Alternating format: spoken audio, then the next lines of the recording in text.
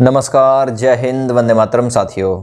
दोस्तों, आज की इस वीडियो में हम बात करेंगे यूपीएसआई के रिजल्ट के संबंध में और जो केस कोर्ट में दायर हो चुका है उसके संबंध में बात करने वाले हैं।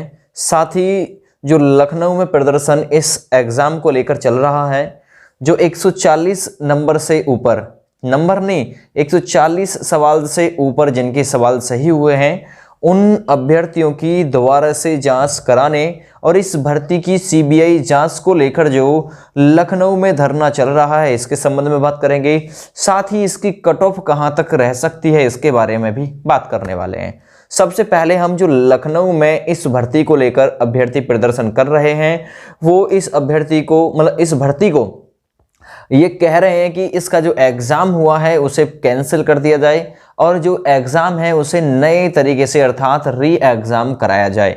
वहीं अगर हम बात करें सरकार की या फिर भर्ती बोर्ड की, तो कोई एक्शन और कोई भी सुनवाई उन अभ्यर्थियों की डिमांड पर अभी तक नहीं की गई है। हालांकि आप लोगों को मैं अब स्क्रीन पर लेकर चलूँगा, उसमें आप लोगों को दिखाऊंगा कि कहाँ वो अभ्यर्थी प्रदर्शन कर रहे हैं। चलिए, इसके साथ में अब हम बात करते हैं कि इसकी कट ऑफ कहाँ तक जा सकती है। देखिए, अब जो कट ऑफ है वो कितनी रहेगी। देखिए, अब आपके जो मार्क्स थे और आपके जो क्वेश्चन थे, ठीक है, आपके मार्क्स का हो गया है नॉर्मलाइजेशन, ठीक है। अर्थात अब ये नहीं कह सकते कि आपके 115 सवाल सही हैं, ठीक है, तो आपके वो 115 ही सही रहेंगे। आपके नंबर बढ़ भी सकते हैं और आपके नंबर घट भी सकते हैं। अब तो नॉर्मलाइजेशन हो गया, किसी को कुछ पता नहीं है कि किसके मार्क्स कितने थे, जिसके ज़्यादा और जिसके कम, भाई सभी को कोई भी पता नहीं है। अब आपके जो नंबर है, नॉर्मलाइजेशन डिपेंड करता है उस पर कि उसमें आप लोगों को कितना फ़ायदा होता है या फिर कितना नुकसान होता है। सबके मार्क्स हो गए हैं नॉर्मलाइज, ठीक है। वैसे भी आप लोगों को एक अंदाजा मैं बता रहा हूँ, लगभग देखिए बताने लगूं कि इतनी हाई कट ऑफ चली जाएगी।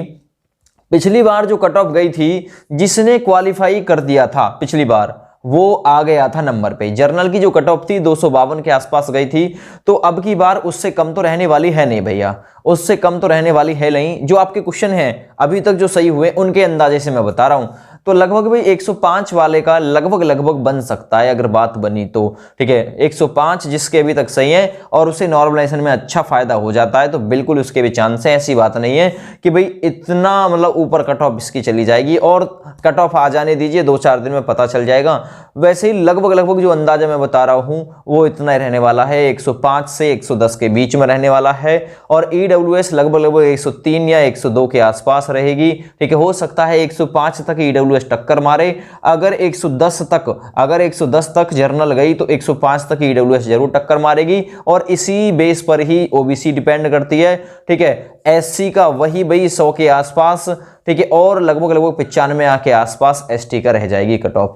ये एक अंदाजा है, ये ऑफिशियल कट ऑफ नहीं है। ऑफिशियल तो आप लोगों को जब भी पता चलेगा कि जब 2-4 दिन में आप लोगों का रिजल्ट आ जाएगा। वहीं एक अपडेट ये भी आई है रिजल्ट को लेकर कि 15 जनवरी तक इसका रिजल्ट जारी किया जाएगा। वैसे लगता नहीं है कि 15 जनवरी तक ये रिजल्ट को लेकर जाएंगे।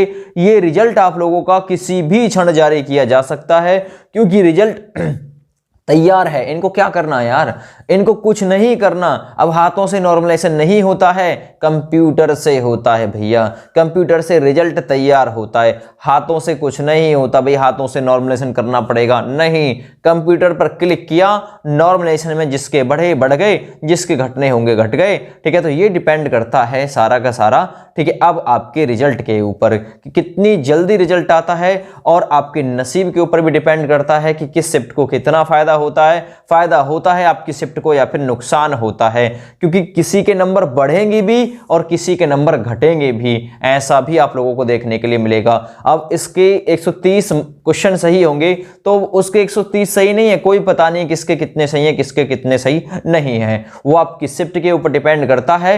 हो सकता है 10-10, 15-15 सवाल भी आप लोगों को बढ़ते हुए दिखाई दें, हो सकता है 5-5, 7-7 सवाल भी आप लोगों के कट कर दिए जाएं। तो ये सारी चीजें जो हैं वो अब भविष्य के गर्भ में छुपी हुई हैं। 20,000 वो लक्की विनर, वो लक्की कैंडिडेट होंगे जो इस यूपीएसआई की मेरिट लिस्ट को क्रॉस कर, ठीक है, पीडीएफ में शामिल होंगे। पीडीएफ के थ्रू रिजल्ट आएगा ना, या फिर पीडीएफ के थ्रू नहीं आएगा, पीडीएफ नहीं देंगे ये आप लोगों को, पीडीएफ दे दी तो भाई सबको पता लग जाएगा। ये तो आप लोगों को क्वालिफाई और डिस्क्वालीफाई रोल नंबर वाला फंडा देंगे, ठीक है। रोल नंबर डालो और अपनी डेट ऑफ बर्थ डालो, अपना चेक कर लो, लिखा आ जाएगा। अगर आप लोगों का उसमें शामिल होगा तो you have been qualify for next stage, ठीक है। अगर नहीं होगा तो ये आ जाएगा you have not qualify for next stage, ऐसा लिखा कुछ आ जाएगा, ठीक है। तो ऐसा लिखा आ जाएगा। तो कट ऑफ जो है मैंने आप लोगों को बता दिया, लगभग भाई इसी के समथिंग में रहेगी, ठीक है। हो सकता है थोड़ी बहुत ज्यादा भी चली जाए, थोड़ी बहुत कम भी इसमें हो सकती है, ठीक है। एग्जैक्ट आंकड़ा भाई किसी के पास भी नहीं है, चाहे वो कितना ही बड़ा यूट्यूबर क्यों ना हो, ठीक है। अभी किसी के पास में कोई आंकड़ा नहीं है। तो चलिए मैं उस अपडेट को आप लोगों को दिखाई देता हूं जो हमारे पास में आई हुई है और जो गूगल क्रोम की तरफ से अपडेट डाली गई है कि रिजल्ट जो है 15 तारीख तक उन्होंने बताया है। वैसे लगता नहीं है, रिजल्ट बहुत जल्दी इसका आने वाला है, 15 तक ये नहीं ले जाएंगे, ठीक है। तो चलिए स्क्रीन पर चलते हैं और जानते हैं पूरी डिटेल के साथ में। तो देखिए वो अपडेट ये है कि यूपीएसआई एग्जाम 160 में से 140 सवाल कैसे ठीक कर सकता है कोई। यूपी पुलिस एसआई भर्ती परीक्षा अभ्यर्थियों ने उठाया सवाल और ये 3 जनवरी की ताजा अपडेट है भैया। 160 में से 140 सवाल तक ये मांग की जा रही थी कि सबकी सीबीआई जांच कराई जाए कि कैसे इनके मार्क्स आए या फिर इनका जो इंटरव्यू है वो लिया जाए। देखिए ये सामने आप लोग अभ्यर्थी देख पा रहे होंगे, ये प्रदर्शन कर रहे हैं इसको लेकर, ठीक है। यूपी दरोगा भर्ती 2021 में धांधली की सीबीआई जांच की मांग को लेकर रविवार को युवाओं ने बालसन चौराहे पर प्रदर्शन किया। युवा मंच के बैनर तले मुख्यमंत्री को संबोधित ज्ञापन प्रशासन को सौंपा। मांग की कि यूपी पुलिस एसआई भर्ती ऑनलाइन परीक्षा में धांधली की समयबद्ध सीबीआई जांच हो। जांच में धांधली की पुष्टि होने पर पुनः परीक्षा भ्रष्टाचार में संलिप्त लोगों के विरुद्ध कार्यवाही हो। युवा मंच अध्यक्ष अनिल सिंह ने कहा कि हजारों अभ्यर्थी ऐसे हैं जिन्होंने 160 प्रश्नों में से 140 से अधिक सही हल किए हैं। प्रश्नों के स्तर को देखते हुए ऐसा मुमकिन नहीं है। मंच संयोजक राजेश सचान ने कहा कि ऐसी कोई परीक्षा नहीं है इन 4.5 सालों में जिसमें पेपर लीक, धांधली और परीक्षा संस्थाओं की मिलीभगत के गंभीर आरोप न लगे हों। प्रदर्शन करने वालों में पंकज पांडे, करण सिंह परिहार, चंद्रशेखर अधिकारी, ठीक है, अमित द्विवेदी, आजाद, नितेश सिंह आदि लोग मौजूद रहे। इसका जो रिजल्ट है उसके संबंध में भी भाई अपडेट आई है। तो ये तो रही भाई यहां पर अपडेट। अब मैं रिजल्ट के संबंध में जो अपडेट आई है ना वो आप लोगों को दिखा रहा हूं।